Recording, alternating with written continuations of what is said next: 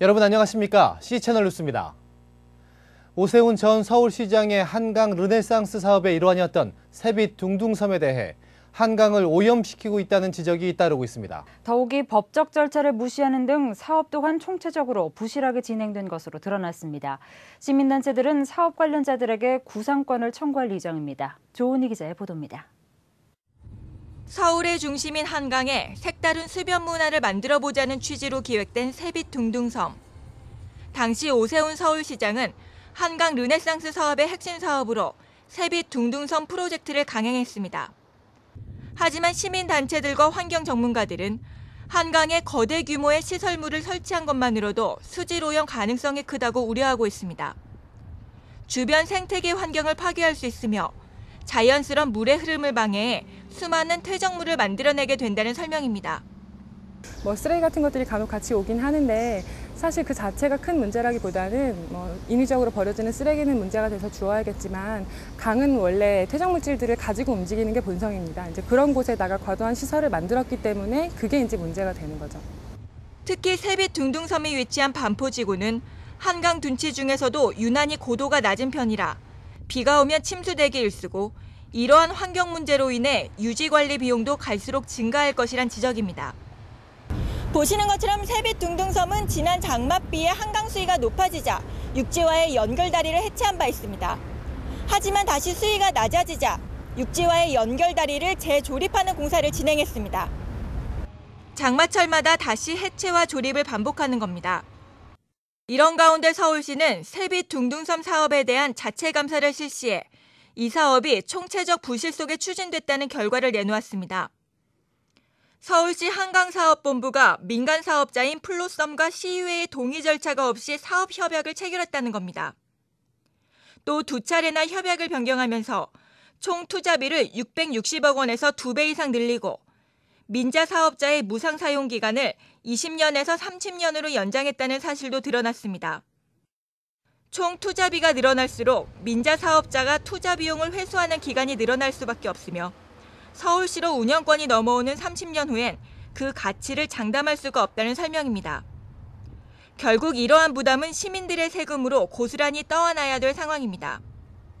서울시 관계자는 서둘러 공사를 마치기 위해 토목, 건축 등의 기술적 분야에 치중하느라 규정이나 절차를 제대로 검토하지 못했다고 밝혔습니다. 이와 관련해 서울환경연합과 서울풀시넷, 문화연대 등 시민사회 단체들은 오세훈 전 서울시장과 관련 공무원 15명을 상대로 370억 원의 구상권을 청구하겠다고 밝혔습니다. 또 이 문제를 사회적으로 환기시키기 위해 시민청구인단 100명도 모집하겠다고 말했습니다. 시민사회 단체들은 민자 사업에 대한 시민 감시와 법을 위반한 공무원에 대한 처벌 강화 차원에서 지방공무원법, 지방재정법, 지방공기업법 등의 개정안을 마련해 9월 정기국회에 발의할 계획입니다. 사실 이런 불법과 특혜가 발생했음에도 불구하고 그로 인해서 제지할 수 있는 수단이 많지가 않은 상황이에요. 그래서 저희가 구상권 청구인단을 모집할 거고 구상권 청구를 시도할 거지만 법리적으로는 한계가 많은 것이 사실입니다. 그럼에도 불구하고 저희는 이에 대한 분명한 책임을 누군가에게는 물어야 한다는, 사회적으로 환기시켜야 한다라고 하는. 새빛 둥둥섬은 계획 단계에서부터 생태계 파괴와 수질 오염 등 많은 지적을 무시한 채 강행됐습니다. 여기에 민간 사업자에게 유리한 불공정한 계약 등을 추진했던 총체적 부실이 드러나면서 왜 이 섬이 계획되고 추진되었는지에 대한 서울 시민들의 불만과 의구심이 커지고 있습니다. C채널 뉴스 조은희입니다. 국내 이주민 140만 명 시대를 맞았습니다. 우리나라 이민자 정책에도 통합적 논의가 필요하다는 주장이 나왔는데요. 현재 흩어져 있는 각 관계부처의 정책을 하나로 모아야 한다는 설명입니다. 서정민 기자가 보도합니다. 2012년 현재 우리나라는 국내 이주민 144만 명, 결혼 이민자 16만 명 시대로 진입했습니다. 국내 이주민과 다문화 가정에 대한 사회 문화와 정책의 검토가 절실한 시점입니다. 특히 일부 누리꾼들이 외국인의 범죄, 불법 체류 문제 등을 염려해 다문화와 이주민 정책을 강하게 반대해오고 있습니다. 이에 따른 부작용도 우려되는 수준입니다. 전북대학교 설동훈 교수는 국내 이민 정책이 큰 틀에서 관리되지 못하고 있는 점을 한계점으로 지적했습니다. 설 교수에 따르면 현재 한국 이민 정책은 결혼 이민자 대상 위주로 구성돼 있고 각계 부처 관계성이 떨어져 실효성이 부족하다고 지적했습니다. 다문화 가족 정책을 논의하는 여성가족부, 탈북 동포 정책의 통일부, 외국 인력 정책의 고용노동부 등 이주민 정책 사이의 연관성을 찾기 어렵다는 지적입니다. 굉장히 많은 정책들이 세분되어 있는데요. 그러다 보니까 어떤 문제가 발생하느냐 하면 어떤 부분은 중첩이 되고 어떤 부분은 그 공백이 생기는 문제가 발생하죠.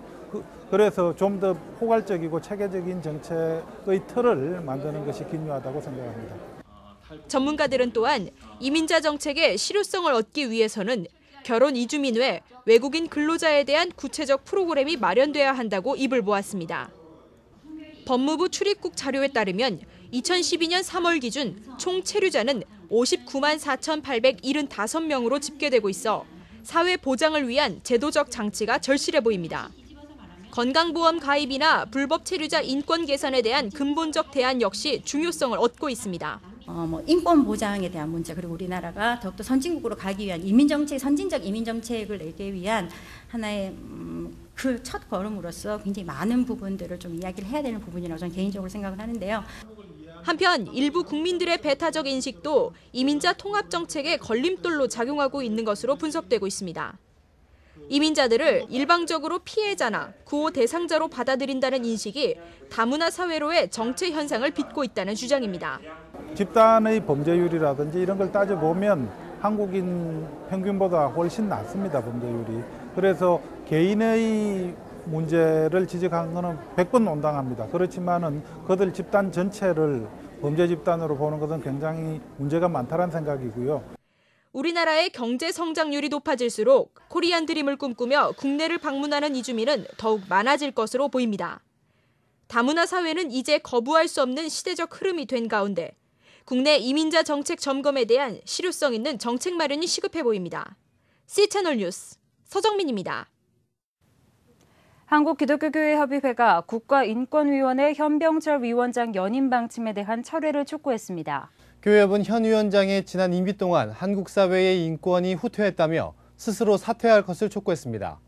교회협은 논평을 통해 현 위원장은 임명 당시부터 낙하산 인사라는 비판이 일었고 인권에 대한 전문성이 부족한 인물이었다고 강조했습니다. 또 임명 당시의 우려가 인권위원들의 사퇴와 인권상 수상자의 수상 거부로 이어졌다고 비판했습니다.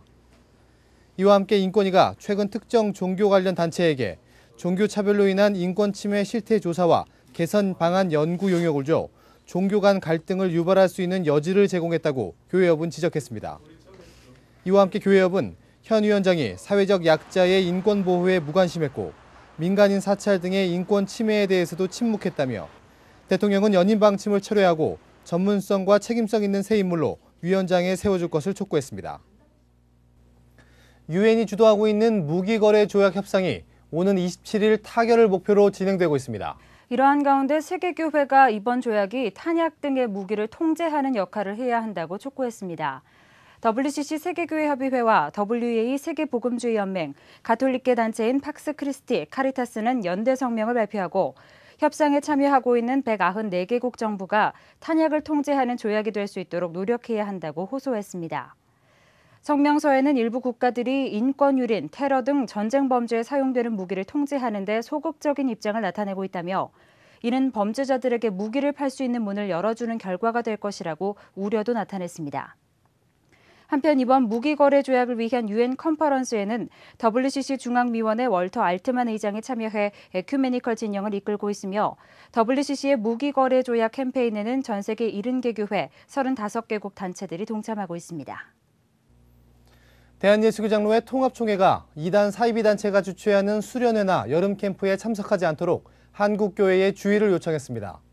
통합총회 이단 사이비 대책위원회는 총회 홈페이지를 통해 현재 통합총회로부터 이단으로 규정된 개인, 단체의 수련회 일정을 공개하고 청소년들과 전국교회에 각별한 경계를 요청한다고 밝혔습니다. 통합총회가 언급한 단체는 다락방 측의 렘넌트 선교사의 미션 실현, 구원파 박옥수 측의 기쁜 소식 선교회 학생 캠프, 구원파 이효환 측 생명의 말씀 선교회 학예 수양회, 구원파 권신찬 측 기독교 복음 침례회 학예 수양회, 이재록 만민중앙교회 학생 주일학교 학예 수련회, 김기동 서울 성락교회 내영혼의 사도행전, 변승우 큰믿음교회 큰믿음 중고등부 연합수련회 등입니다. 통합총회는 공개된 목록 외에도 소속이 불분명한 수련회에 참석할 경우 담임 목사나 담임 교역자와의 상담을 통해 건전성 여부를 검증받아야 한다고 안내하고 있습니다. 4년 동안 예장 통합총회의 살림을 꾸려갈 신임 사무총장에 이홍정 목사가 선출됐습니다. 이 목사는 9월 교단 정기총회 인준을 거친 후 공식 업무를 시작하게 됩니다.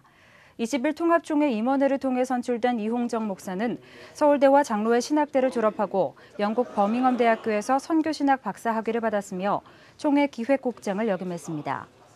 또 CCA 아시아 기독교교회 협의회 국장, WCC 세계교회협의회 세계선교와 전도위원회 상임위원, 필리핀 아태 장신대 총장 등을 두루 거쳤으며 국내에서는 장신대와 한일장신대, 연세대 한신대 등에서 강의했습니다. 이홍정 목사는 교단과 한국교회를 치유와 화해의 생명공동체로 발전시키는 데 목표를 두겠다며 총회 운영을 위한 종합적인 의사소통 시스템과 평신도 인력자원 개발 시스템, 평생교육 시스템을 구축하겠다는 계획입니다. 한국교회연합이 교단 명칭을 도용하고 있다는 한국기독교총연합회 산하 8개 교단 명의의 성명에 대한 한교연 측 반박 기자회견이 열렸습니다. 19일 발표된 성명서에 따르면 한기총 산하 8개 교단이 한교연에 가입한 바 없으며 교단 이름을 무단 도용한 것에 대해 민형사상 책임을 묻겠다고 밝히고 있습니다. 또 기독교 대한 하느님의 성회 등 5개 교단도 한교연 가입 사실이 전혀 없다고 주장했습니다. 이에 대해 한교연은 8개 교단들의 한교연 창립총회 총대 파송, 한교연 가입을 위한 교단 직인 날인, 교단의 가입비 분담금 납부 등의 공문을 공개하고 이러한 주장을 반박했습니다. 또 기아성 등 5개 교단도 한교연 창립 당시부터 참여하는 교단이라고 확인했습니다. 한교연 김효섭 대표 회장은 강력하게 대응하겠지만 법적 소송을 하지는 않겠다고 밝혔습니다. 한편 기자회견에 앞서 열린 한교연 내 한국교회 정상화 대책위원회는 이번 사태에 대한 반박 성명서를 채택하지는 못했습니다. 이 밖의 뉴스와 날씨를 전해드립니다. 기독교 윤리실천운동이 주최한 교회 관련 부동산 과세를 어떻게 볼 것인가라는 토론회에서 참석자들은 강남구청이 일부 교회와 단체의 수익 사업에 대해 과세한 것은 정당하다고 강조했습니다. 하지만 사회선교 사업을 위축시킬 수 있어 과세에 대한 사회적 조율을 통해 보완해야 한다는 의견도 제시됐습니다. 서울여자대학교 새벽이슬과 청어람 아카데미는 오는 31일 여성의 관점으로 전병욱 목사 사태를 논의하고 대안을 모색하는 토론회를 개최합니다. 기독상담연구소 김선희 연구원과 감신대 유연희 교수, 교회개혁실천연대 김혜희 위원 등이 참석해 여성과 피해자의 시선으로 발제 논의할 예정입니다. 대한예수교 장로회 합동총회 장로들이 제비뽑기 선거 방식을 철폐하고 직선제를 실시하라고 촉구했습니다. 장로회 연합회는 인물 검증이 불가능한 제비뽑기 선거 방식은 폐지해야 한다며 민주주의 기본 원칙과 헌법에 명시된 대로 직선제를 실시해야 한다고 주장했습니다. 기독교 자살 예방센터 라이프 호프가 극단 느낌과 업무 협약을 맺고 자살 예방 활동을 위한 문화적 사업에 적극 협력하기로 했습니다. 첫 번째 프로젝트로 자살 예방 힐링 뮤지컬인 별들의 고향을 제작해 내년 5월 선보일 예정입니다. 날씨입니다. 전국에 구름이 낀 가운데 더운 날씨가 이어지겠습니다. 충청남도와 남부 일부 내륙 지방에 폭염주의보가 발효 중이니 폭염으로 인한 피해 입지 않도록 한낮에는 야외 활동을 자제하시고 수분 섭취에 신경 쓰시는 게 좋겠습니다. 아침 기온은 서울, 대전을 비롯해 전국 대부분 지방이 24도 안팎을 기록하겠습니다. 낮 최고 기온은 강릉 32도, 대구 35도까지 오르겠습니다. 바다의 물결은 전해상에서 0.5에서 1.5m로 일겠습니다. 주간 날씨입니다. 이번 주 내내 무더운 날씨가 이어지겠습니다. 낮 기온이 30도를 웃돌면서 더위가 계속되겠는데요. 건강관리에 각별히 주의하시기 바랍니다. 오늘 뉴스는 C채널 홈페이지와 스마트폰 어플리케이션을 통해 다시 보실 수 있습니다. SNS를 통한 의견도 적극 청취하겠습니다. 많은 참여 부탁드립니다. 오늘 뉴스는 여기까지입니다. 함께해 주신 여러분 고맙습니다.